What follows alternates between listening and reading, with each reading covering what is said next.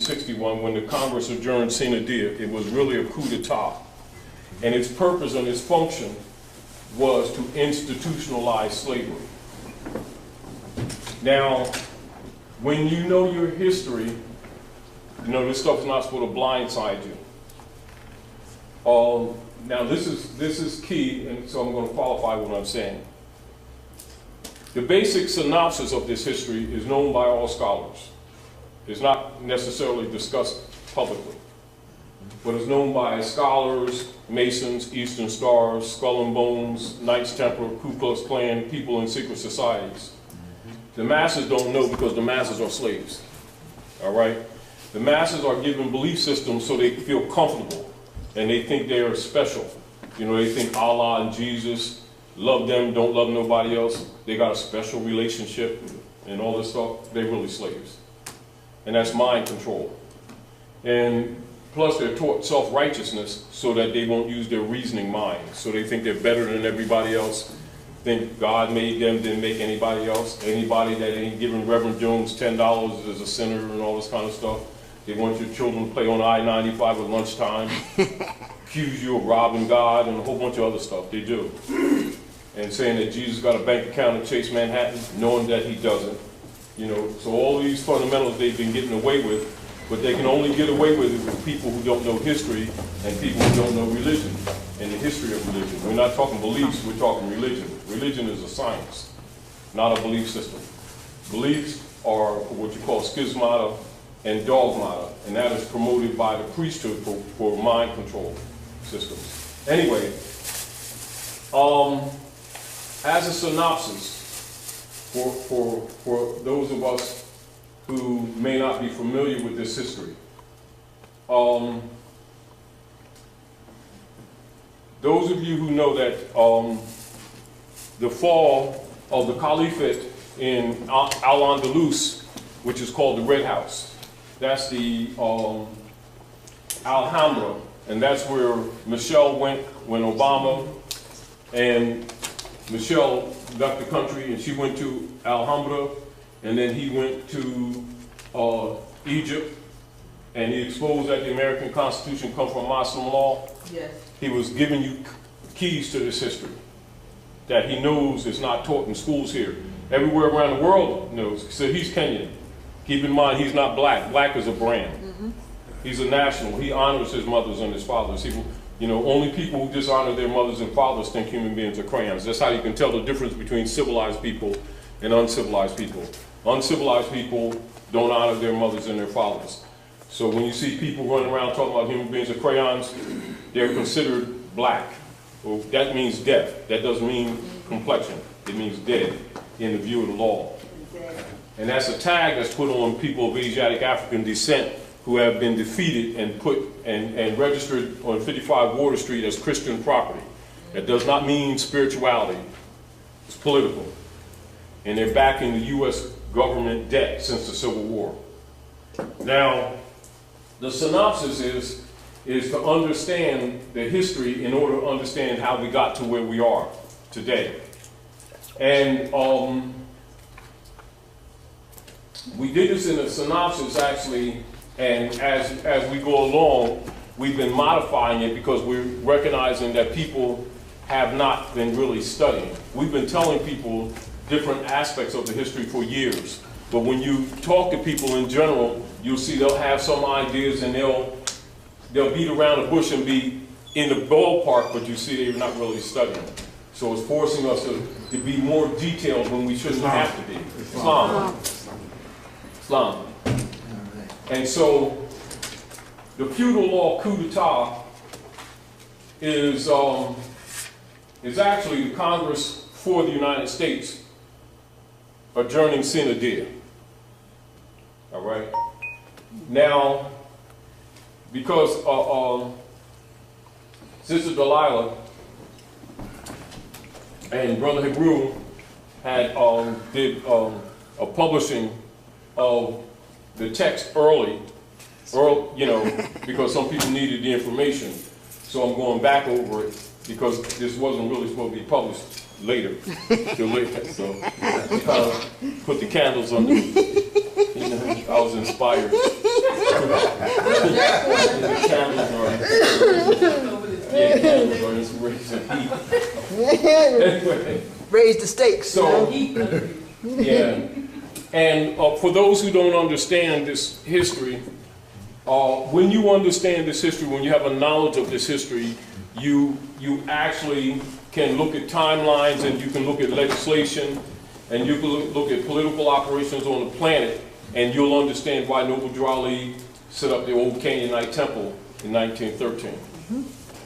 Now, if you don't know this history, you could still appreciate what he did, you know, and you can look at it and study it from both a historical and a political perspective, but you would not appreciate it fully or really have a full understanding of it if you didn't know the real history. All right, so this is the history. The Moorish Empire was falling. And as you know, when you trace history from the Punic Wars on up to the Christian Crusades, on up to the Battle of Tours near Poitiers, 732, even up to the Battle on Lake Michigan, 1812, with the Batan Ram, etc. And that pretty much is the last major battle of the Moorish government before the absolute fall of 1812. Now, for those of you who kind of have an idea of what you see in social politics in North America and in European nations, it would confuse people who don't know this history, because their concept of what they think people are and what they think people are not, what they think religion is and what they think religion is not. So it will confuse them when they know that Thomas Jefferson, John Adams, and the so-called founding fathers all had Korans. Do you understand? For those who don't know the history, because their concepts, the way they're trained, making them think that, you know, Christians got the Bible, Muslims got the Quran, Buddhists got the Vedas and stuff like that, you know, where the truth is all high priests have all the books. The only people that have single books are people who are under control. Are we clear? Yeah, that's what keeps, see, so they keep the masses divided against each other, sticking each other with toothpicks, talking about, I got the best God type thing. You know, in the name of love. They're the most hateful people you can find. Seriously, they're dangerous. Believers are dangerous. Yes, they are. They're very hateful people. Yes, they are. And very self-righteous, and very judgmental, and foul at the same time, doing all the dirty stuff they accuse everybody else of doing. But we need not go into that. The history supports that. However, getting back to the point, most people, except people in your higher degrees of your secret societies, don't know that the land is Morocco. They think that this land is the United States. They don't know that the United States is a private corporation registered in France. Masons know it. So the code in Masonry for North America, Northwest Africa, North Amexem is called, they refer to it as themselves as, quote unquote, the keepers of the North Gate. That's the cosmological term for North America. So when you hear Masons refer to themselves, Shriners refer to as keepers of the North Gate, they're talking about the North Gate of the universe, land of the Moors. All right? That's why everybody that's in power must be a Mason or Eastern Star, even if they deny it publicly. They'll deny it publicly, know that they're Masons. That includes all your big-time ministers. Martin Luther King, Sullivan, Gray, all of them Masons. Jesse, all of them, while denying it across them pulpits. And got a Moorish fez in secret, dressed in jewels that cost more than your clothes you got on your body. Do you understand what I'm saying? While pretending they don't know that these people are Moors. And so that's the great Masonic secret, is the people themselves. These people who think that they're black and green people, and doesn't matter what color you are and all that kind of stuff. You know, they're really registered on 55 Water Street as Christian property. They're stocked back in the United States corporation debt since the Civil War. All right? Now, so this, so whereas in the school systems, when the Congress adjourned sine die, May the 10th of 1861, They refer to it as sine die for the masses, but the scholars, the professors, and the politicians, and the high priests all know that it was actually a coup d'etat, an overthrow. Are we clear? Yes. Clear. In a synopsis, this is basically what occurred. After the Caliphate fell in Al-Andalus, Al-Andalus is later called, not at that time, later called Spain. So when you hear scholars talk about the Moors in Spain, and one of the famous books is Stanley Lane Poole's book, The Moors in Spain, and you see other history books that aren't usually available to the average person, and definitely not in the school system. They'll say the Moors in Spain, but that's kind of misrepresentation because it was not called Spain until after the fall of the Moors. Are we clear? So we got to put things in time cycle. But at any rate, the Alhambra is the Red House. And so after the palace fell, the popes of Rome set up a world global trust to control and to administer the lands and peoples conquered under the Spanish Inquisition for the Queen of England. This is, i.e., European colonial operations on Earth planet. Say it again. All right. Global World Trust. It's called Global World Trust. Sometimes they refer to it as the World Global Trust. Sometimes they flip world and global, but it's Global World Trust. That was set up for administering the lands and the peoples that have been claimed under the Spanish Inquisition for Queen Elizabeth, King Ferdinand, as a go-between for the Vatican under the church bullas of world conquest, i.e. Christian crusades, that most people thought ended. Are we clear? So the concept that the masses have, including our people, is that the crusades ended. The truth is that they never ended. They were taken secretly underground. You got to know that to know this history. Do you understand? So whereas our people thought the crusades ended, scholars and politicians know it didn't. You know how they say when you thought they put the fire out and they just, everybody's faking? And then you put your arms down, you're peaceful, and you think they're being peaceful, and they're really undermining you. That's what the sine die is when they talk about the Congress adjourning sine die 1861. It was really a coup d'etat.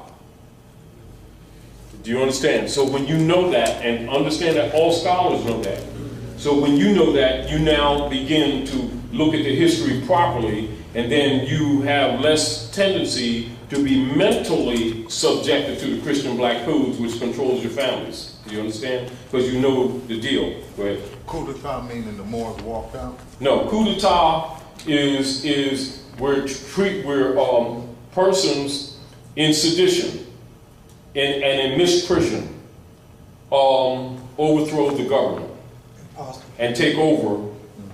That's a coup d'etat. All right? And that's used generally, that's a French, it comes from Latin, because French is actually a derivative in Latin. That's the term that is given when a government is overthrown from within. It's coup d'etat. All right? So they speak in history when the Congress for the United States adjourned sine die in 1861, they will write it in history as a coup d'etat. But Masons and scholars know, they'll write it in history as the Congress adjourning sine die. That's how it's written in history. But the scholars and the writers really know it was a coup d'etat.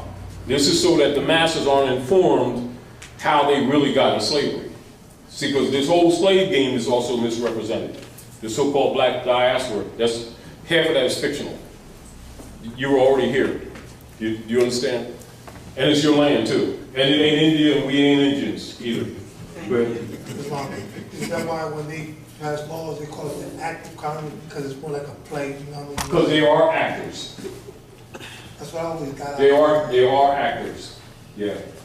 Now, so in a synopsis, Just hear this out and make sure you get this very clear, because we're not going to focus on this because we've been over this continuously for the last couple months to get people grounded. We'll talk about it, but because we know that everybody's not up on it, you need to understand it to understand the politics, because if you don't know this history, you will not understand the politics. And your concepts absolutely will be wrong. Do you understand? And of course, when it comes to you preserving your estate, you're at a disadvantage because the politicians already know as soon as you start running your mouth that you don't know the real history. Because your words will immediately tell them. Because when your knowledge changes, your language changes. And remember, culture is in the language. Now, Benjamin Franklin, who's later to be designated as one of the ministers plenipotentiary under the protection of Sidi Muhammad, the Sultan of Morocco,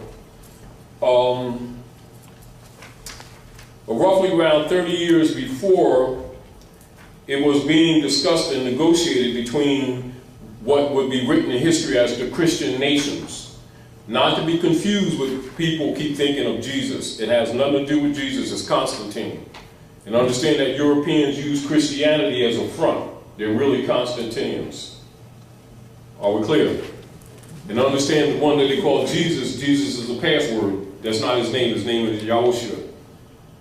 And they changed that at the Nicene Council. It's not a translation, nor a transliteration. His name was Yahushua. And their mission was to hide the history, but to use the trust that the people had in him to make the people think that they were doing something good and spiritual. And so they voted during 325 AD, it's called the Nicene Council. Because the name of the creed is really the Niceno-Constantinopolitan Creed. That's the official name of the Europeans' version of Christianity. They won't tell the people that, the preachers won't tell the people that because they got a 501c3 Skull and Bones kickback agreement. And if people know the real name of what they're getting from the reverend in the church, after a while somebody dawns on, it may dawn on children before it even dawns on adults. The child says, let me see, the Niceno-Constantinopolitan Creed. Does that mean Constantine? So they can't have that. Because these people really been worshiping Constantine in the name of Jesus. This is why we're not successful. And all you see is poverty, death, jail, broken families. And they're all talking about how saved they are. And all you see is destruction in the communities. Of course, it's hypocritical. And of course, they're claiming to love Jesus, but they're really worshiping Constantine and paying for their own slavery. And of course, too arrogant to admit it, but understand this as scholars all know it, and so does the Reverend. This is the reason why they will never admit to the masses that they're Masons. And they're all type thing, they keep the people busy. And is this a dark shadow? Oh, that's the devil. Oh, they don't know the Lord. Oh, that's the devil. Yeah, everything, peanut butter sandwich don't have jelly. That's the devil too. You know. Meanwhile, in the real world, they institutionalize slavery. So, and this is what people need to know. You know how like when people keep saying slavery's been institutionalized, and if you ask them to give the record and show the record how it was done, they couldn't show you the record. They just talk about the system. The system did this and the system did that. Name the system. They can't name, but they keep making these statements. The system is the sanctum policy. All right, that's the system. And the operation, the military operations to bring it into fruition, is the Coup Detat of 1861. Are we clear? All right. Now, after the Moorish government was falling, they started negotiating and talking about making a treaty. And this is why the Treaty of Peace and Friendship, which Obama talked about when he went to Egypt, is the world's longest running treaty. Are we clear? Yeah. And the treaty supersedes the Constitution. And the Constitution is an equity contract that seals their obligation to the treaty. Are we clear? Mm-hmm. Now, for them to obligate themselves to the treaty, what's up? Your hands are cold. You got a car? Oh man, look at this. Oh. boy. See that car? You got a car. Oh, wow. Just got the car and stuff, man. All right. Anyway, so negotiations were taking place in history because they wanted to stop the hundreds of years wars between the Muslims and the Constantinians who are coming under the tag of Christianity. This is from the Punic Wars on up to the Battle of Tours. All right? And of course, they'll give you a synopsis of this history, but never give you extension of the history. They'll talk about Queen Isabella and King Ferdinand merged their kingdoms, defeated the Moors, and then sent Columbus to the Western Hemisphere. That's about all they give you. But that's the relationship. The issue, what they don't tell you, is that you're them Moors. And you were defeated, and to change the history, they started branding you black and Negro and Indian, and so the people don't know their history because they don't know their Moors. Do you understand? And then they give you limited history so that they can enslave you, because if you're not in the pedigree or the honor of your mothers and fathers by law, you're not descendable. And this is another reason why the Europeans put their family names on us, because whatever we buy or sell with the mark or the number of that name, it's automatically state property. In other words, such persons are declared dead in the view of law, and they're called universally minorities and wards of the state. They have no heritability whatsoever. Now, logically, people who benefit from this paradigm are not going to tell the people the real history. That includes black leaders who get a 501c3 skull and bone kickback. This is why they promote crayons, you know. Oh, my aunt is green, and my father is black, and I got a light-skinned black leather coat, and it means Africa, and all that stuff. And people believe them, not knowing they're paid off to promote that paradigm. And it makes the people who accept those brands non-descendable. Now, say, some of you, like the brother here, some of the younger brothers and sisters aren't aware, but some of those who you're older knew, say, 5 generations ago, if you called our people black, you had a fight. Because they knew that you were stealing their birthright. But they've lost consciousness now, Islam, and now they think it's an identity and they're proud, not knowing that they're not descendable. In law, not descendable. So again, going back to point, without a knowledge of this history, logically you cannot correct the status. Because your arguments can be totally perfect. And if your status is dead, you have no claim of a state. This is represented in the most important slave case ever to come before the Supreme Courts of the United States, and is used as a pattern around the world. It's called the Dred Scott case, 1854, 1857. That's the most important slave case ever. And the issue is his status. Fake scholars will keep talking about racism, which is a diversion argument. The issue is status. All right? Claim to be Dred Scott, which he's not. You can't transact business in another man's name and then claim liberties or rights. It doesn't exist. Because you must honor your mothers and your fathers. That's what the foundation of the common law is based in. So understanding that, again, let's go with a synopsis of the history. Now, Benjamin Franklin and others who were in the process of being chosen to be ministers plenipotentiary for negotiations of the treaty, that was being planned but not really finalized. I mean, they were still going through back and forth in small skirmishes and stuff, but it was clear that that's the direction they were going into. So he set up a service corporation in France called the United States Service Corporation. That service corporation, that's in 1754, was put in place to deal with the, what is called the enumerated powers or the services to the organic United States. That is the land of the Moors. And all of the states of the unions are required by law to have republican forms of government, as said in Article 4, Section 4 of the Constitution. And of course, you have the Treaty of Peace and Friendship, 1787, 86, 87. You have the Ordinance of 1787. And then you have the signing of the Constitution for the United States, 1788, 1789. And so it's important for you to understand that history in order to understand where you are today. Your economic problems, your political problems, etc., and also why our people are always at the doo-doo end of the stick. Because they don't know their birthright, they don't know their nationality, they don't know this is their land, and they don't know the politics. And they have never been taught religion. They've been taught dogma, which is counterfeit religion. And they've been given fiat, which is counterfeit, for money. All right? Now, counterfeit money, counterfeit presented for money, or in place of money. And then color of law, which is in place of jurisprudence. And this is pretty much what has been in operation at the North Gate. At the North Gate, pretty much what's been in operation. And so, again, you're here to get clear on those concepts so that other things that we talk about make sense to you.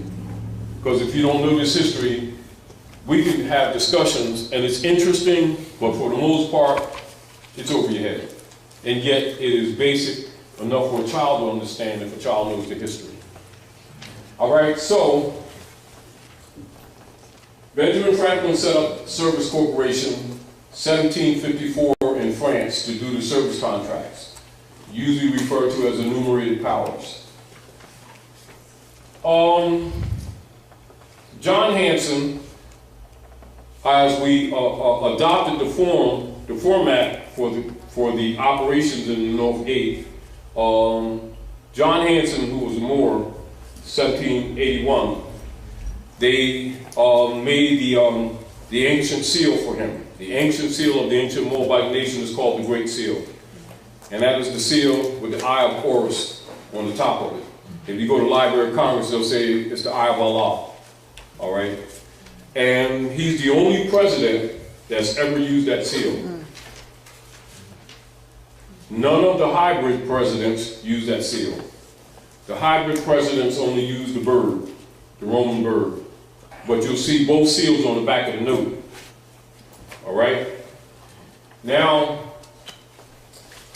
moving up, and this is again why they will not teach in the John D. Rockefeller institutions that George Washington was the 9th president. They will always teach that he was the first in order to lock people out of the real history so they don't start putting the puzzles back together. So keep this in mind. Benjamin Franklin set up the United States Corporation Service Company in France. But we're going to jump ahead a little bit so that you can have a concept of the politics that you're dealing with today. Now, according to Moorish law, what's called fatwa, a member of the Bar Association could not hold an office in the United States. Are we clear? That's by law. It's called the Nobility Clause, which is the original article of Amendment 13 with its 20 sections, which they removed from the history books for children in school, but all scholars know it. And all Masons, Eastern Star, Skull and Bones, Kykelos, and all your secret societies have it, but the masses don't get it. Are we clear? And the Nobility Clause, the members of the bar could not hold an office in the United States because it comes from Muslim law. All right, because they are basically deputy knights for the popes of Rome under the Spanish Inquisition to overthrow all republics. That's their mission. Their mission is not to uphold the law. Their mission is to undermine it. Are we clear? That's why they could not hold an office. Now, understanding that put them in check. Lincoln, when Lincoln ran for the praetorship or the presidency, understand by law, he could not hold the office of the republic. So they ran him for president of the Service Corporation that controls the enumerated powers for the organic republic. Are we clear? All right. Understand that? Now, it didn't take too long for Lincoln to recognize they were also using him to undermine the republic. And so Lincoln went on a mission to save the Union. And this is where the story of the greenbacks come in, but they don't tell you all the story. All right? So Lincoln went about his business of bankrupting that platform that they ran him on that's registered in France, United States Corporation Company. He went on the mission to bankrupt it. Of course, that put a target on his back. He also did two major law cases, making the distinction between Moors, Negroes, and blacks. Same people, different legal status. Blacks and Negroes are slave, Moors are free man. That's the pedigree. Those other ones are brands. That also put a tag on his back. Knowing that they were using him to undermine the Republic, he bankrupted the United States Corporation Service Company, and he also did a case that he won for Charles Chinquet, who was a member of Opus Dei. That also put a target on his back. So he knew he was going to get assassinated. So he did the Emancipation Proclamation with addendums to it, whereas the rightful heirs of the land and the principle of the treaty would be enforced because he knew they were undermining the Republic. So the Emancipation Proclamation, within its structure, was the projected formation of the Bureau of Refugees, Freedmen, and Abandoned Lands, loosely referred to as the Freedmen's Bureau. And every man, every woman, every child, minimally, would get 40 acres and a mule, which would have given all the land back. This also put a target on his back. But they were actually battling. You got to understand what he was dealing with. He already knew he was going to get assassinated. He already knew they were using him to undermine the Republic. He bankrupted the United States Corporation Company, that platform that they ran him on. All right, keep this in mind. So he knew he's out. The Freedmen's Bureau, they killed Lincoln. The Freedmen, they modified the Emancipation Proclamation 3 times before it was issued. 62, 63, they modified it, 65, they modified it. Still, it was detrimental to the intended coup d'etat. So, 1860, Lincoln bankrupted, he successfully bankrupted that United States Corporation Company in France. All right? 1861, May the 10th, the Congress did a coup d'etat. It's written in history as sine die. It's coup d'etat. They killed Lincoln. Later, they killed Lincoln. And of course, the Freedmen's Bureau, sign in. The Freedmen's Bureau, the people were to give back their name, their religion, and they're supposed to be what they refer to as repatriation on the land. So you're supposed to be giving back your name and nationality and land. You're supposed to give enough finance to support it, etc., stuff like that. So the Freedmen's Bureau was opened up roughly 3 years. Roughly 3 years. They squandered the finances and shut it down. But what they also did was probably continuing their secret coup d'etat. Is that they designated the corporation that Lincoln bankrupted in France as person. And then they created a double stock trust system. So they could be the beneficiary and the administrator. Because you already know in trust law, you can't be the administrator or the trustee and the beneficiary. So they created a double stock trust system, and they backed the United States Corporation debt that Lincoln bankrupted in France on the backs of the descendants of the Moors, branded them black and stock, and branded them monkeys. Negro means monkey.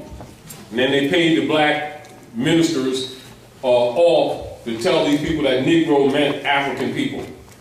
And they agreed to be monkeys and lost their birthright, thinking that they were being citizens. And they were really registered as stock to back the U.S. corporation's debt of bankruptcy that Lincoln bankrupted in France. All right? So now begins what is known as the shadow government. And so since 1861, The private corporation that Lincoln bankrupted, that was registered in France, has been impostered to the public as a country. This is where the fiction of the United States being a country has its origin. Are we clear? It's a private corporation that the masses think is a country. That began in 1861. All right? And so when you see our people keep calling the United States a country, you already know they're under the spell and that they don't know anything about their nationality and their birthright. Are we clear? And please silence your cell phones if you haven't already, please. All right, now, excuse me. So this begins the shadow government. And keep in mind, and the modification or the cover-up of the republic, which is the true agreement between the Moors and the Constantinians to stop the hundreds of years of wars between the Muslims and the Christians. That's what the United States Republic actually is. This is why those of you who are in the Moorish Science Temple and you look at the divine constitutional bylaws, and no duality says, being Moorish American, you're part and parcel of this said government and must live the life accordingly. Yes. Because parcel actually means the land. Do you understand? And you're in agreement. That's the republic. So the republic was overthrown, and they created a fake, an imposter political platform. That platform is called the U.S. democracy. That began in 1861. It is an unlawful platform, it's a fraud, and an impostorship. It's really that corporation in France that Lincoln bankrupted. And they converted the debt of that corporation on the Moors, the descendants of the Moors, and branded them as African Americans. And they created a bond system called UST bonds. And that's been backing that debt of that private corporation since 1861 on your backs. That's the source of your slavery. That's the bondage. It wasn't a chain, that's the bondage. And that's the basis of your mistreatment to this very day. And your economic problems to this very day. And all scholars and all black leaders and all big-time ministers know this Masonic secrets, and they get payoffs. That's why they can get $60 million airplanes with no conscience, wearing $3,000 suits talking about this Jesus is half, and these people believe them, not knowing they're working for the very Romans that lynched the prophets. And this is how the world is run. This is the real politics. Are we clear? And logically, most of our people don't know this information because it's held back from them. Except if they're in your higher degrees of Masonry, or Eastern Star, Knights Templar, Illuminati, Knights of Malta, Knights of Columbus, Kyklos, Ku Klux Klan, Union Guard, White Camellia, ETC, Knights of Malta, etc. All those upper degrees know this history, and you're the only ones that's not given this knowledge because you're the food. Do you understand? And this is why they prepared in fake scholarship that you were brought from someplace else to disconnect you from the land. Are we clear? All right. Collectively, that body of information is called the Great Masonic Secret. And then as soon as you get near that information, they start talking about devils so that you don't look at them. When it's really your history. Are we clear? And this is also why, for those who, again, this is redundant, for those who don't understand it, why anybody in power must be a Mason. They know that, but they don't necessarily know why. Do you understand what I'm saying to you? They see it and don't necessarily know why. And then if they ask, nobody talks. Or they start saying, oh, it's too deep for you. It's God. You don't question the word of God. And people get starry-eyed and everything. They go into a stupor. And then they take their lunch money and give Jesus. He never gets it, though. But, you know,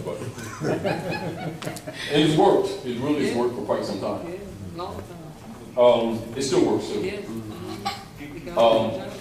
Say again? People keep sending their money. Got to speak louder. People keep sending them their notes to charities when they tell you that they only give 1% of whatever it is that they get to a charity. So If that. they're taking care of the family, right? If that. But people See, this is what has happened. People, they won't admit it, but people pretty much know they're hypocrites. But when you have a bunch of hypocrites together, they feel good about themselves, so they feel comfortable. Yeah. They know daggone well that them little babies, where they got flies all around, they don't ever get fed. And I mean, we don't even need to go into that. And so the people keep on funding these institutions, knowing that children don't get no finance, no poor people get it in Haiti and whatever else. But since they're believers, that's what they deal with. And then they feel good for them. They throw, you know, Allah around and Jesus around like passwords, and they feel good about themselves. And the miseries of the world continue while they be hypocrites, which they absolutely are. Not just the people who steal the finance, the ones that keep giving it to them, also hypocrites, participating in that crap. Rather than take responsibility to start fixing this mess. So anyway, so as a synopsis, so keep in mind that that's a United States shell. That's a shell corporation. So let's make a synopsis so that you can have a little bit of understanding what's going on. What's up? What's up? What's up with your technical skills in the building? He said, "What's up?" Real car. He said, "What's up?" too. What's up, man? What's up? So keep in mind, this is a corporation in France, United States Service Corporation. Right? Lincoln bankrupted it. Okay. Yeah.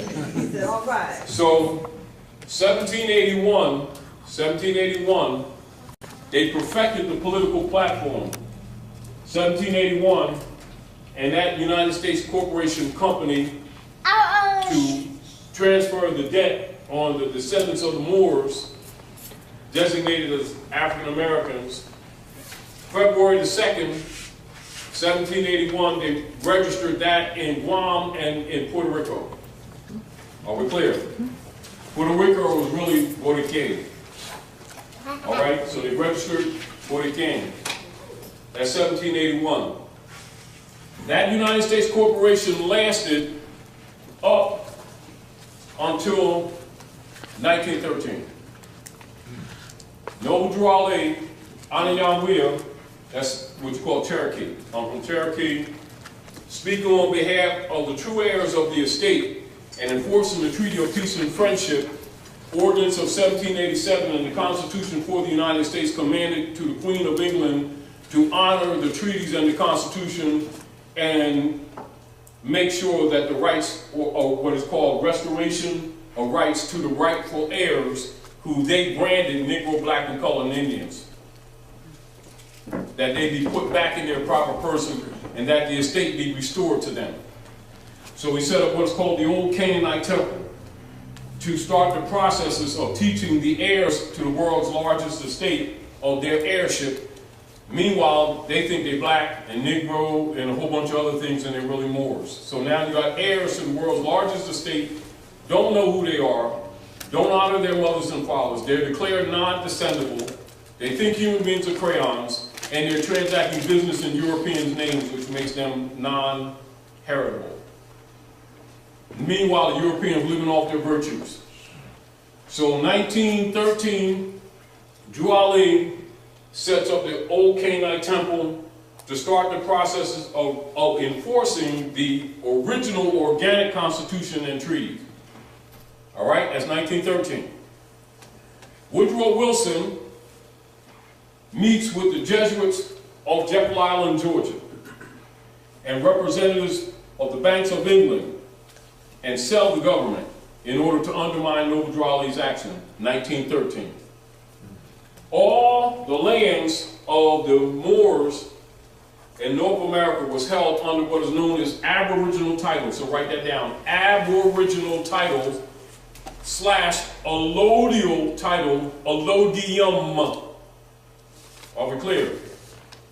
All properties held in allodium. Are we clear? Until 1913. And then they sell the government, and then the board of directors of the United States Corporation Company pretending to be Congress, because remember they're fronting ever since '61. They're really board of directors. They convert all of the allodial titles into mortgages and deeds, 1913. Are we clear? That shell corporation lasts up until roughly around 1928. Meanwhile, Noble Drew Ali in 1925 set the old Canaanite temple registered as a civic organization. And with the support of Marcus Mosiah Garvey, was starting to teach government to the people because they were already being taught nationality. They're already being taught nationality, and so now they're being taught government structure for the restoration of the estate.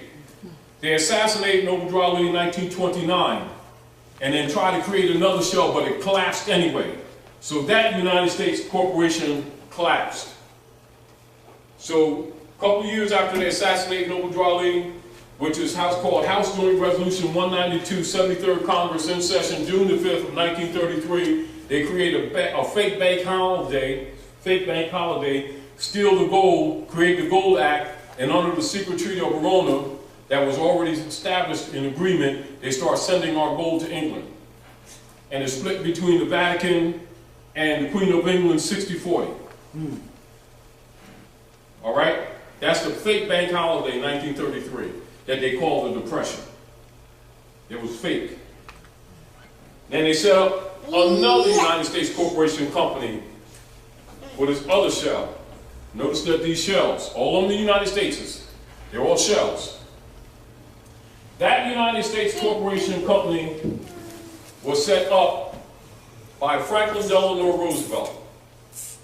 And because Noble Drew Ali having taught these people their estate and people are starting to declare their nationality, they're still confused, they're still learning, but enough to get the world's attention. So now it's starting to affect the T-bonds because the T-bonds are no good because they're backed up on our estate. Not money, on our estate. Do you understand? Since the Civil War. All right. So now nations are starting to get trepidation because these bonds that they've been buying is no good. So the United States goes into depression because nobody's buying the bonds. Are we clear? Mm-hmm. This United States Corporation Company lasts up until actually 2012. Are we clear? Mm-hmm. Mm-hmm. 2015 it goes defunct. And the Pope of Rome dissolves it. He's the owner of the corporation. Are we clear? Mm-hmm. Under the Roman Curia. Keep in mind, all this time, the heirs of this estate still don't know their heirs. Right. They think the United States is a country. The rest of the world knows it's a private corporation. So to keep this fake government going on, they create an army. The Jesuits' army is really, the U.S. military complex is really the Jesuits' army. And they go to and fro the earth, devouring nations. Mm-hmm. That's what it's for. Mm-hmm. To enforce the secret treaty of Verona. Now, when a few years ago, in 2008, when you see them claim that there's no debt limit, it's because it didn't matter anymore. Because it's bankrupt again. They tried to set up another United States Corporation Company again. And the Manchurians, who you know as Chinese, and the Russians say, no more shells. That's what's going on today. Are we clear? Are we clear? Clear. Yes. Clear. Crystal. And that's what, when you hear in the news, without them telling you this real history, when you hear about the BRICS nations around the world, then in amongst the true Americans, you hear the Mint nations. Now the BRICS nations and the Mint nations have merged. That's the uniting of Asia to counter European colonial operations on Earth planet. And they're dumping the T-bonds as quickly as they can without crashing their economies. Although everybody's going to be injured by it, they're letting the harlot burn. Are we clear? Now, to cover this up, because the nations are dumping them T-bonds, they hide it by I know you've heard this quantitative easing. That means all bonds that they have out there, they've been printing day and night on top of them. So anybody got any value, any investment in anything that they have, for every bond they got is roughly a little bit over 300 more that's been printed already that they admit to. So they're really beyond worthless. And then they did a House Joint Resolution 2847 under the guise of employment, right? And under that guise of employment, they're really stealing your bank accounts and your savings accounts. So anybody that has a bank account is not your bank account, it belongs to the bank. And it's considered an unsecured loan. And if you don't believe it, go try to take out over $500 at one time. And they'll treat you like a criminal. I got my bank account. Oh, I don't think so. I'm going to stick my card in and get. No, you don't think that either. And you got 401k, it's 409k. Seriously. Now, this is the real politics. Logically, if you're not aware of this, you understand what's coming down the pike. Are we clear? It's only a matter of time before the doo-doo hits the fan, so don't think that it's polka dots on the wall. Because it ain't. Now, that's really where we are. Are we clear? For the masses, who still think the United States is a country, they have to be woken up because it's not a country, never was. The country is the Morocco, under occupation. All right, called Maghreb. Morocco, the most extreme west. People who don't know think it's Wednesday Salat. Do you understand? All right. And so you got all these shells, United States, and the Russians and the Chinese, they're trying to set up another one in 208, and the Russians and the Chinese says, no more shells. Now keep in mind, since 1861, all these shell corporations, all called United States, that never was the country, that's a cover-up for the occupied country, which is really Morocco. That's the foundation of the theft of your birthright. That's why the Moorish movement exists. To make the heirs of the estate conscious and competent for the restoration of their lost estate. If you understand this history, you know why Noble Crowley did what he did. Now, you can look at it historically or, saying that he was a good man. You can look at it from that perspective and appreciate it. But if you don't know this history, you don't know what your connection is to the estate or this land. And it's important to understand that in order to understand why you nationalize.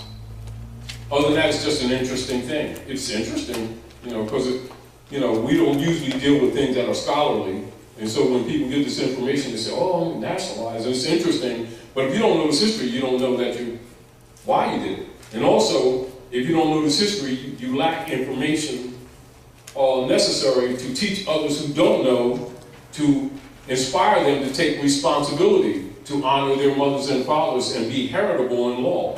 Because that's where your economic problems begin, 1861. So people now think they are poor because they don't have a job. Job, job. Spelled the same. Long O, short O, that's what the book of Job is really all about. Curse your God and he took all your estate. That's really, and that's also demonstrated in The Wizard of Oz, the movie. Go ahead, brother. Earlier you mentioned about China and Russia, but you didn't distinguish. You said China and Russia, whom they were stopping from setting up the... No, listen. You got to understand. That's why I gave you the history. Right. To cover up the bankrupted United States Corporation Service Company in France that Lincoln bankrupted, that debt is put on the Moorish estate, you're under occupation. That corporation company has been used as a shadow government and has been taught to the masses that it is the country. This is where people who have been educated under the John D. Rockefeller order think that the United States is a country. They think it's the land because they've been trained like rats. Do you understand? They think they've been educated. They've been dumbed down. They don't know this is their estate. They think they were brought from someplace else on sardine ships. That's their training. Are we clear? It never dawns on them that they never deported. They just build jails or kill them on the street. And they ain't figured it out yet. Yes. It's like that. Because they're convinced that they came from some, in other words, they're suffering what is called cognitive dissonance and disassociation. They're disassociated from their own estate. They're disassociated from the names of their forefathers. They're disassociated from the religions of their forefathers. They think they're Constantinians under the title Christian. They're funding their own enslavement. They think the Reverend loves Jesus. He got a 501c3 skull and bones agreement with the Vatican and living quite comfortable at their expense. They really don't know the history and they don't know themselves. And when you bring them this history, they think you're trying to convert them away from Jesusness. They don't even know that J is not even used in language until the 1700s, solidly. Introduced in the 1500s, not used solidly. Jesus is a password. Now, all scholars know that. Do you understand? But people who don't have scholarship don't know that. They don't know that the one they call Jesus, his name is Yahushua. Do you understand? But anyway, that's the factual scenario of the politics on planet Earth. Not just here, on planet Earth. Are we clear?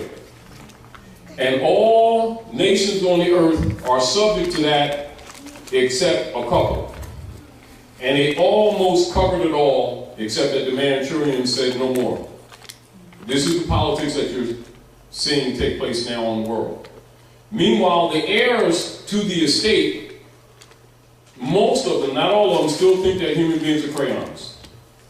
So now you have the world's heirs to the world's largest estate, adults, not children, that think human beings are crayons, makes them not descendable. They honor not their mothers and fathers.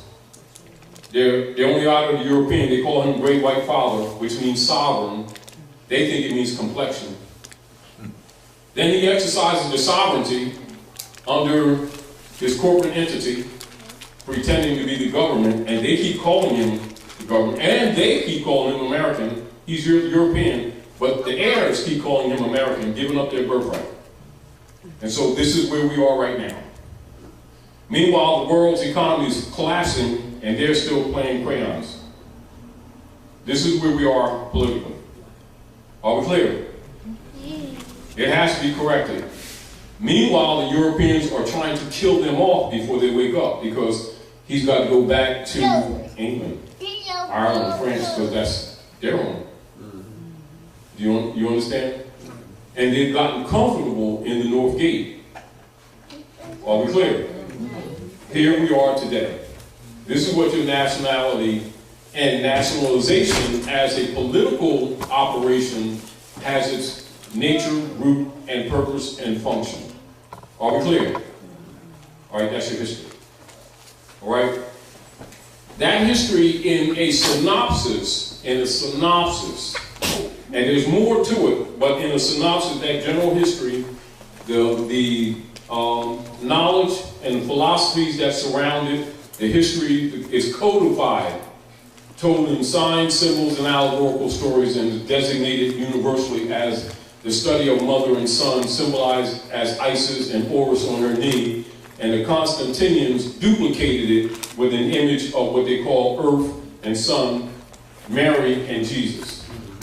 The study is called Ma and Son Study, or Masonry. Masonry is Islam. Do you understand? That's why all of their signs and symbols are Eastern. That's why the founding fathers have Moorish feathers and don't talk. Are we clear? That's why Jefferson and all of them have Korans. They're not scooped up, they're running your imperial divan. Are we clear? So, before you can fix your economic, social, and political problems, you must know your birthright. So if you don't know your birthright, logically, you're not going to act on something that, because basically it's alien to you until you know it. You think it's somebody else. It ain't got nothing to do with you. You know, oh, that's interesting stuff. Oh, I know some Moors over there down on the corner. That's third person, you declared incompetent. Do you understand? That's your bloodline. That's your inheritance. Has nothing to do with what you believe or what you don't believe. And so understanding how our people have been tampered with for so many generations, it's hard to get them over that hump. Because they think anything that's knowledge that's not what they got, they think it's a belief. They don't know the difference between facts and belief. They're all on the same table. I believe, and I got a right to my beliefs, therefore I'm right. And then their cousins got to believe too. They go to the same club and they got different beliefs. And the ones across the street, they don't really know God because we got the real sandwiches. You know, that kind of stuff. And they're sticking each other with toothpicks. My God's better than yours. And, you know, they do. But that's love. Hold your breath. Anyway, so that's what we're dealing with. So if you understand this, you understand where we are right now. Now, keep this in mind. Last year, Obama, when the Pope came, all right, he came to back up the motu proprio that he had set in 13, which we talked about rally in 12 and 13, the motu proprio. And of course, they have rebellion within the ranks. And so he backed it up July the 10th with civil orders, and then backed it up July the 14th, which is the letter from Pope Francis to President Obama, to the Congress, to the Supreme Court, to the Bar Association, to the federal marshals, etc., to all persons in government, etc., pretending to be governor, the acting governors, etc. And this is what the Pope's letter is all about. And so when you read the Pope's letter and you see United States written in uppercase, small case, minor, major, small u, United States incorporated all capitals and grammatically structured with an incorporation, he's talking about these shells. So if you don't know this history, you can read the letter and it still goes over your head. Are we clear? Clear. This is why we share it with you and we tell you to analyze it. Because if you really don't understand it, your actions are incompetent, because the heirs must be competent for the estate to be restored. Because in the state law, if you have an heir to any estate that demonstrates that they're out to lunch, the estate cannot be lawfully transferred. And so it gives him mandate. This is why he's willing to pay so-called black leaders 501c3 skull and bones kickback to keep black Negro stuff going on, marching the people all around the place. You are somebody. No, they're Moors. These guys got fezzes in secret. Why don't they tell these people the truth? A few pieces of slugs, because they don't even get silver. It's true. For a few slugs, they sell on their Feudal. But by the people not knowing this history, they don't know because they're caught up in emotionalism, whether they like these guys or not. He got a tight suit on. See, Hattie cost $3,500, and that's the cheap suit. And he flew in on that $60 million plane that we bought him for Jesusness. And this is where our people, their mentality is at. That's where their mentality is. Not knowing that these people are COINTELPROs. But if you know this history, it doesn't matter what anybody claims to be or not, whether they're atheist, Christian, Muslim, Jew. If you know this history, they can't play you. They're not coming in your community and have you marching all around like a fool, asking for rights. Your command is to enforce the Constitution and the treaty. Now, that synopsis, then look at what Noble Drawley did, and you'll understand the Moorish Divine and National Movement. And the synopsis. There's your foundation. All right? There it is. And anyone in power already knows this. This is what gives them the upper hand on you. This is, again, why you see other nationals who come to North America have a tendency to not exactly respect so-called black people.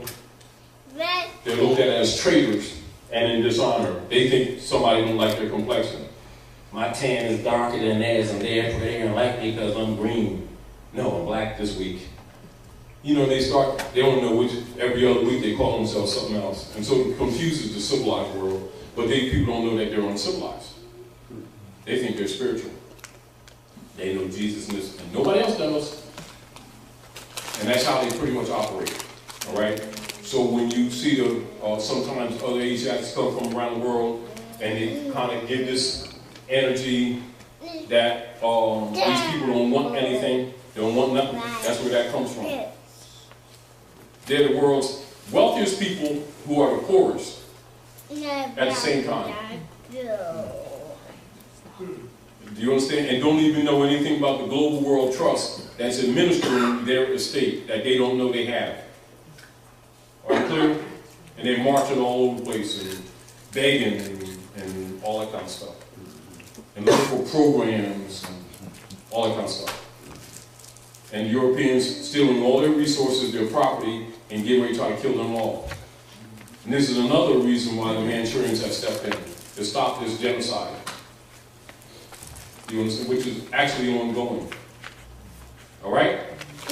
All right. Are we clear on that? Yeah. That's the foundation of your history. Baby All right. said, yeah.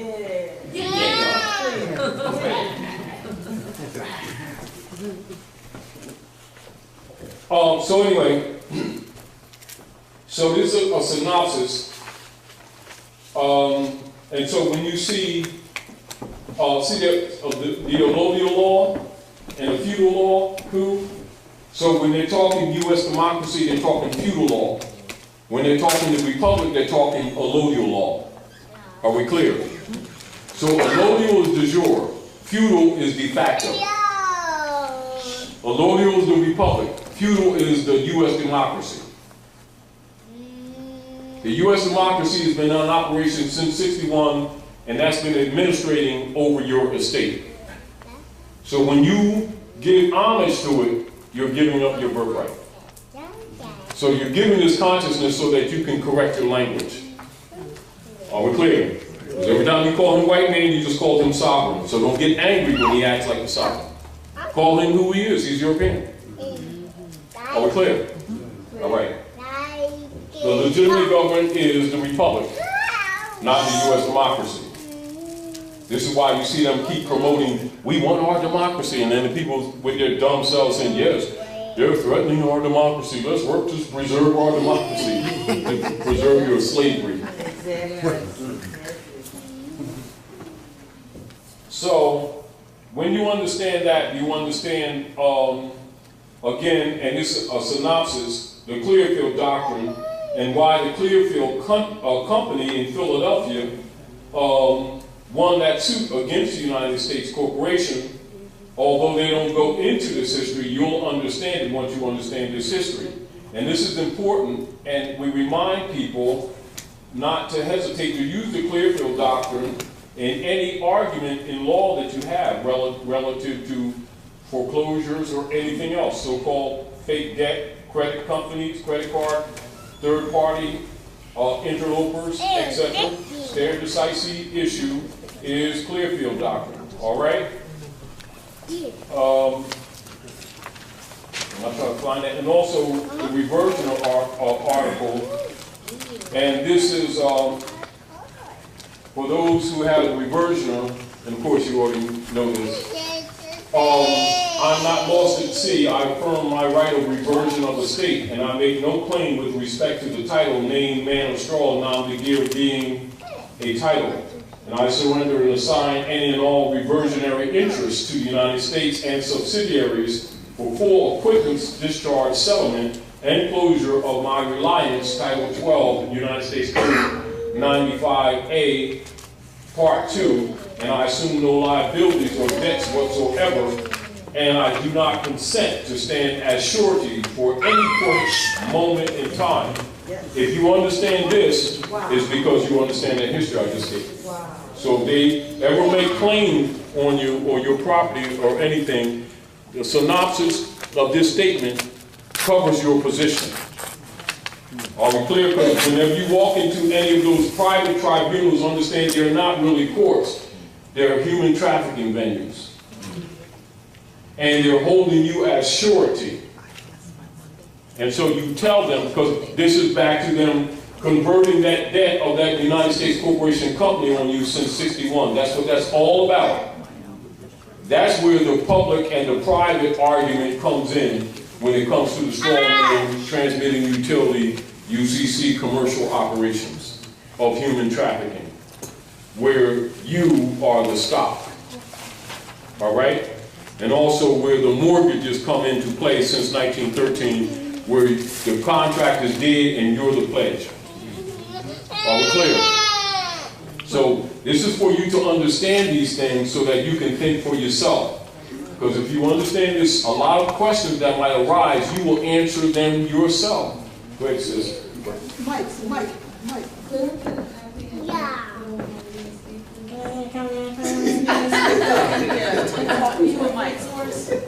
Yeah. Actually, this is a book, and it's in editing, and you will see Brother Hebrew for this in short order. Okay, All right, in short order. thank you. All right. And so please, say again. Clearfield, No, that's Clearfield is just in it. It's just in it. It's just a part of the book. This is lesson book 14A1. This is the book that I separated in 92, 93, 96. Because of the operations, knowing that we're infiltrated, and knowing that you have people in both government and institutions that would counter. And so I don't have the finance, but I do have the brain. So I separated it so that they could be caught later. Do you understand? Because they control the economics and institutions. So 14A, this book here, see this book? Hold this book up. Hold this. That's a synopsis. That's still being checked. Pull this up. That's the first part. CMA Certificate AA 222141, Moorish Civic Relations. This is actually the other half that I separated in 96. And also that's the one that other people use to start stuff like, say, Dr. York used this one. And he used 3 paragraphs from Agent Nuwabi and Morris. And other people have used that. But I already understood a lot of times this stuff would be misused and that you've got forces against you that you don't know. So they're all dark priests. So not everybody uses it as dark priests, but you have to understand this is the real history. It's not in their interest for you to know this. So I separated it. And so I'm going to republish the next half now. That's because they jumped the gun and did it anyhow. Anyway, so that's what this is. This is the other half of that book that was published in 1996. All right?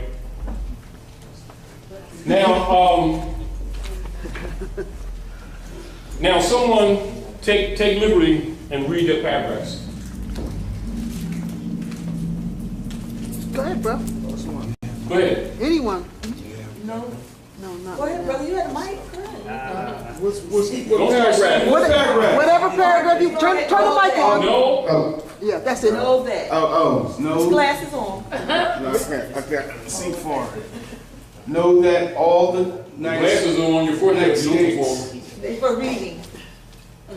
Know that all the United States, U.S. politicians, industrialists, high priests, professionals, and historians, etc., are factually and secretly aware that the former Congress for the United States of America adjourned sine die on day 10th, May 10th, right? That's right. On May. Now On May this is 10th. this is where the editing comes in. Yeah. Go ahead.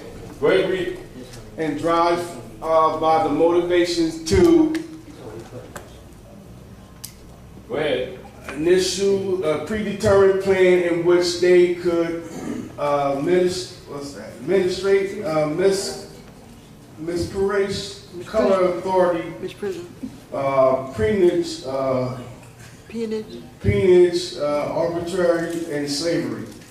The above affirmative statement of reversion of the state may be made on the half, shall be made on the half in relationship to the rights, asserting concepts or related,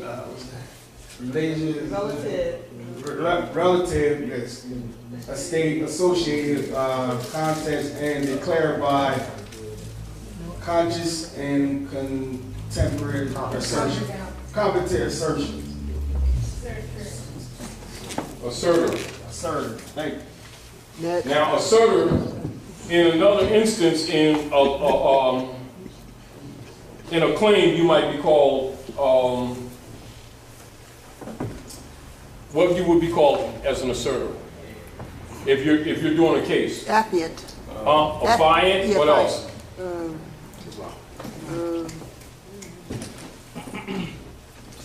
P. Islam. Principal. What's the opposite of a defendant? Huh?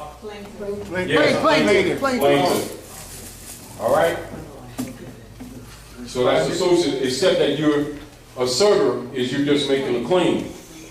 In other words, you ain't going through all the BS, you're rightful heir, making a claim. All right? Now, but I'm going to go down and keep in mind what we just went over, right? And then let's look at Clearfield doctrine. And understand that the Clearfield case is a case in Pennsylvania, and this is where someone stole a check from someone that worked at the Mint in Philadelphia and cashed the check. It was about $20.24. And the United States went after the Clearfield Trust Company for cashing that check. And the Clearfield Trust Company sent representatives to represent their corporate entity, and they won the case. Why did they win the case? Of this history that I just told you. That is not spoken of openly in the case, but that's the basis. So the Clearfield Company is essentially saying to the United States Corporation Company, y'all fool them dummies who think human beings are black. That's them black codes for them niggers. We ain't taking the hit. We gonna fight you on principle for that $20.24 check. $24.20. 20 cents? $24.20? Thank you for the correction. That's how I speak for this stuff. You can tell he's the one that edited the book.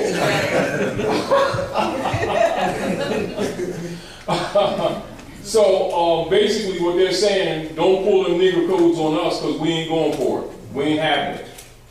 But now keep in mind, when people are having economic problems with the banks, etc., like that, those who really know this history will use the Clearfield doctrine, which is stare decisis, as a defense, and it's a valid defense, even with a traffic ticket.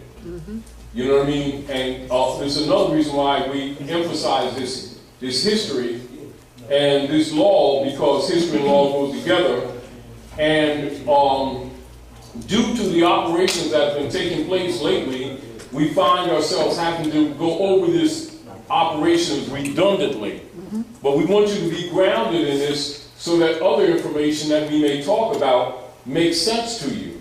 Now here's the Clearfield Trust Company. Now notice this, Clearfield, now this is 1942. Those of you who know the operations of jurisprudence at North America know that they've been using the Tracy versus Railroad case as a basis of blocking people from using common law process to deny people due process. The Clearfield case took place in 42, and their own greed undermined them because they actually exposed themselves. Are we clear? So again, keep that in mind when you're looking at this, because we're not going to go through the whole detail, but understand this. Governments descend to a level of a mere private corporation and take on the characteristics of a mere private citizen, where private corporate commercial paper, Federal Reserve notes, FRNs, and securities, which are checks, is concerned. For purposes of suit, such corporations and individuals are regarded as entities entirely separate from government. So what they just told you, that United States Corporation Company that Lincoln bankrupted in 1860, and where they've been fraudulently claiming it to be a country and converting its debt on you since the Civil War, is a fraud, and they ain't having it. This is how they've been screwing you for all these generations. Are we clear? Clear. They've been screwing you for all these generations, and all scholars knew it and know it. That includes all the politicians, all the councilmen, all the big-time reverends. All of them knew it. And all of them been getting kickbacks, and this is why this thing has worked so well.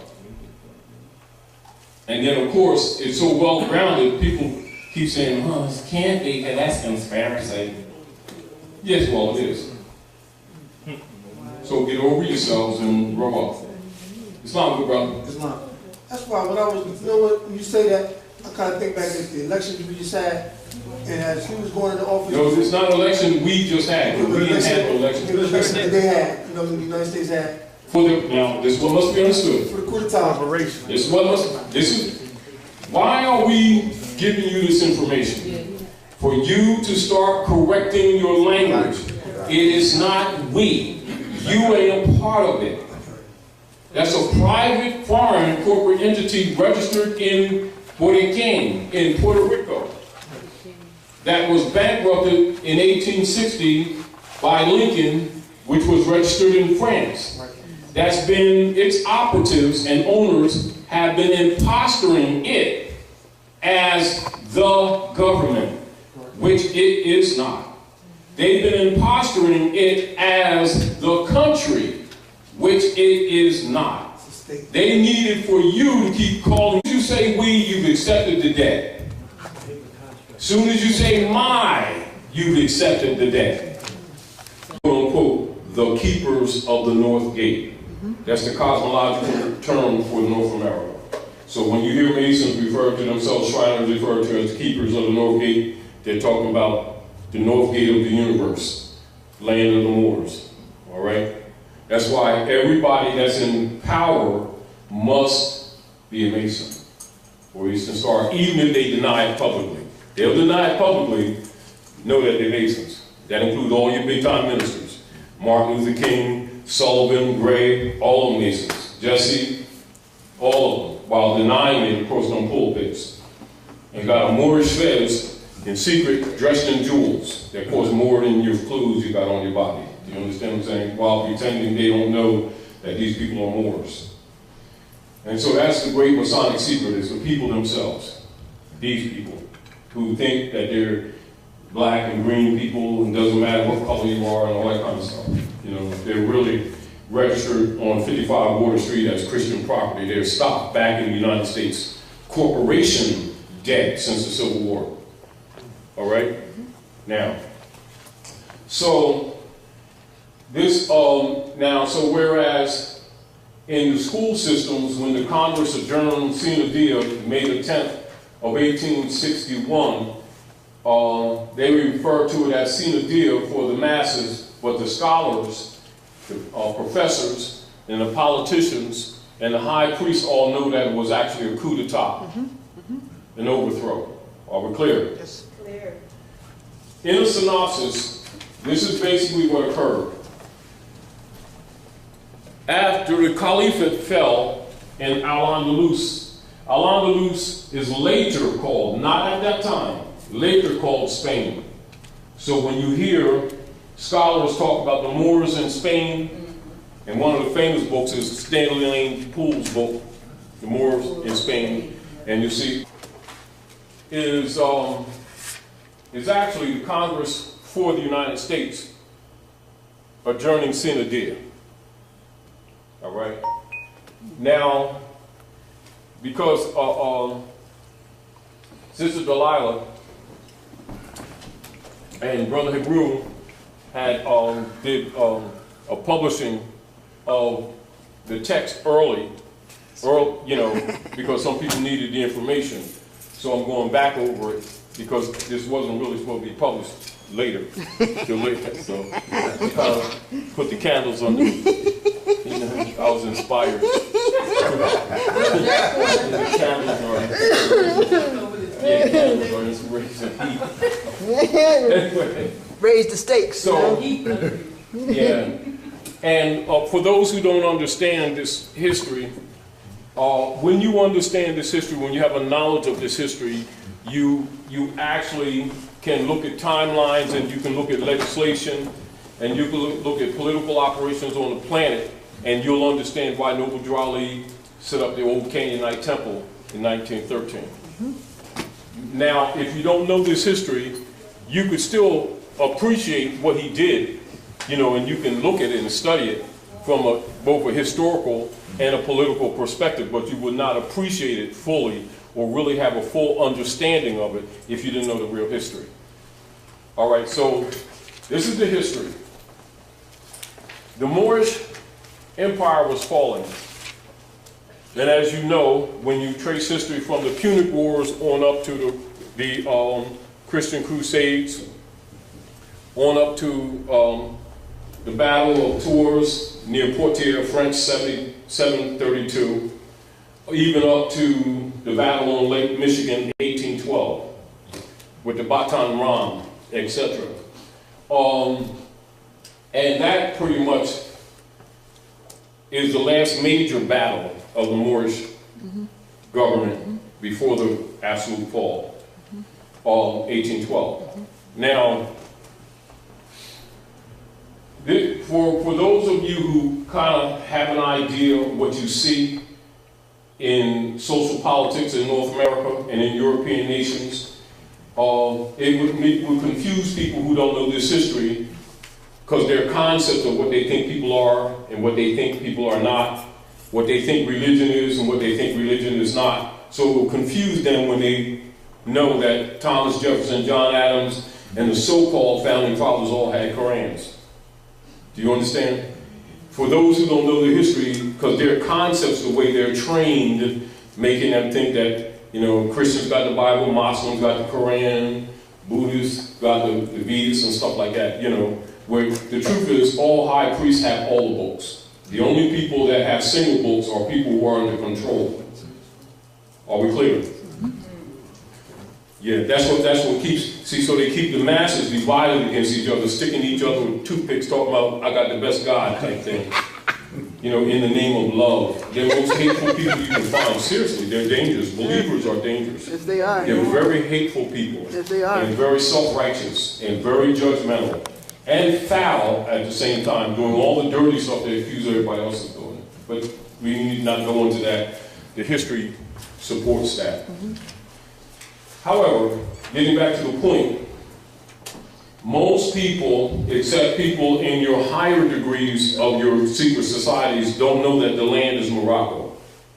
They think that this land is the United States.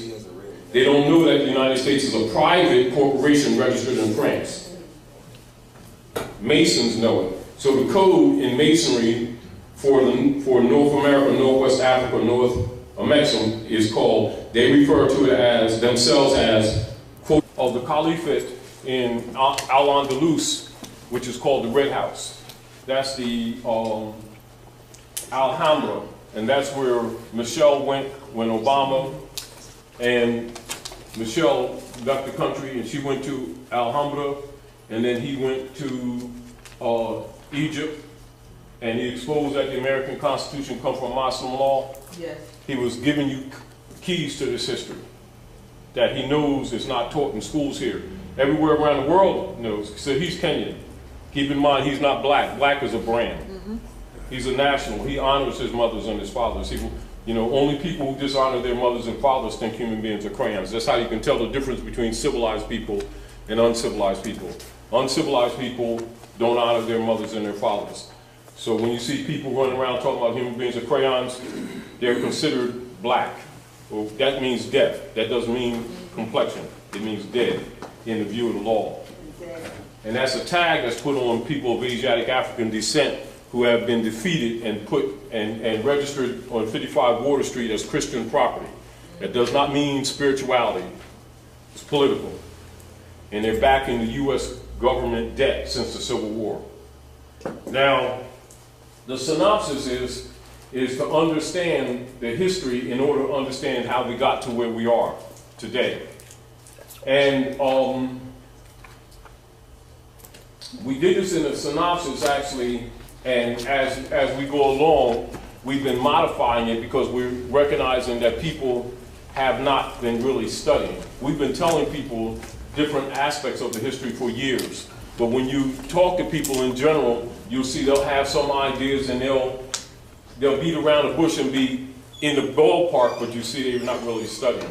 So it's forcing us to be more detailed when we shouldn't have to be. Islam. And so the feudal law coup d'etat in 61, when the Congress adjourned sine die, it was really a coup d'etat. And its purpose and its function was to institutionalize slavery. Now, when you know your history, you know this stuff is not supposed to blindside you. Now this is key, and so I'm going to qualify what I'm saying. The basic synopsis of this history is known by all scholars. It's not necessarily discussed publicly, but it's known by scholars, Masons, Eastern Stars, Skull and Bones, Knights Templar, Ku Klux Klan, people in secret societies. The masses don't know because the masses are slaves, all right? The masses are given belief systems so they feel comfortable and they think they are special. You know, they think Allah and Jesus, love them, don't love nobody else. They got a special relationship and all this stuff. They're really slaves. And that's mind control. And plus they're taught self-righteousness so that they won't use their reasoning mind. So they think they're better than everybody else. Think God made them, didn't make anybody else. Anybody that ain't giving Reverend Jones $10 is a sinner and all this kind of stuff. They want your children to play on I-95 at lunchtime, accuse you of robbing God and a whole bunch of other stuff. They do. And saying that Jesus got a bank account in Chase Manhattan, knowing that he doesn't. You know, so all these fundamentals they've been getting away with, but they can only get away with it with people who don't know history and people who don't know religion and the history of religion. We're not talking beliefs, we're talking religion. Religion is a science, not a belief system. Beliefs are what you call schismata and dogmata, and that is promoted by the priesthood for mind control systems. Anyway, as a synopsis, for those of us who may not be familiar with this history, those of you who know that the fall